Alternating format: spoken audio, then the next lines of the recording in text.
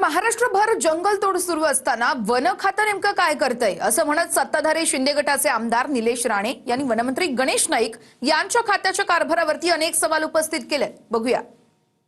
सर्वात जास्त green cover माझ्याकडे असून सुद्धा सर्वात जास्त लाकूड तोड हे माझ्याच जिल्ह्यात होते, बाजूच्या रत्नागिरी जिल्ह्यात होते। जर आपण झाडं लावायचं बोलतोय तर वन विभागाने याच्यावरती उत्तर दिलं पाहिजे। वन विभाग नेमकं आमच्या सिंधुदुर्ग जिल्ह्यात असेल किंवा उर्वरित महाराष्ट्रामध्ये असेल नेमकं करतंय काय आमच्या समोर आता साहेब प्रश्न पडलेला आहे। तुम्ही झाडं लावायला सांगताय, तिथे झाडं तोडतायत, त्याच्यावरती कोणाचं नियंत्रण नाही। ते जनावर आता खाली यायला लागलेत लोकवस्तींमध्ये, आता माणसांमध्ये आणि जनावरांमध्ये संघर्ष व्हायला लागलाय, जीव जायला लागलेत, शेतकऱ्यांनी शेती सोडली आहे। एकतर ते जे काही डीएफओ भरले गेलेत ते सगळे अमराठी आहेत। आमच्याकडे अध्यक्ष महोदय मालवणी बोलली जाते। ग्रामीण भागामध्ये राहणारा माणूस फोन करून त्या डीएफओ ला काय बोलणार आहे? साहेब रेड्डी अय्यर आहेत तिकडे डीएफओ म्हणून, 3 वर्षापासून रेड्डी होते, आता कोणतरी अय्यर आले। जर त्याला तक्रार करायची असेल, गवरेडा घुसला आमच्या शेतात, ह्याच्याबद्दल जर तक्रार करायची असेल ती भाषा कळणार आहे का त्या तिकडे डीएफओ ला?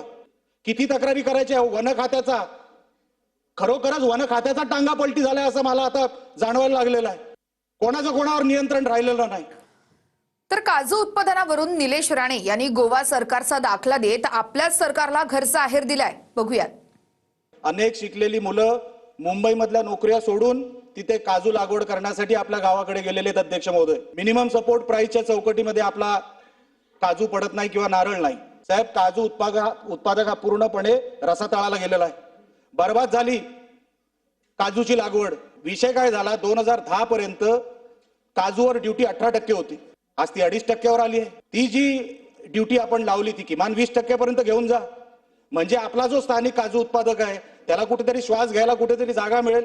एक्सपोर्टचा माल आपल्याकडे मिक्सिंगसाठी आला, काजू उत्पादक साहेब 0वर गेला, 0वर गेला। काय साहेब, गोवा गव्हर्नमेंटने 6 फेब्रुवारी 2025 रोजी एक GR काढला, तिथे अशोर्ड प्राइस म्हणून, मिनिमम सपोर्ट प्राइस नाही, अशोर्ड प्राइस म्हणून साहेब तिथे 170 रुपये रॉ काजूला देण्याचं मंजूर केलेलं आहे पर केजी। म्हणजे जिथे 120 रुपये मध्ये जर समजा मार्केट भाव थांबला तर वरचे 50 रुपये देण्याचं काम हे गोवा गव्हर्नमेंट करतं।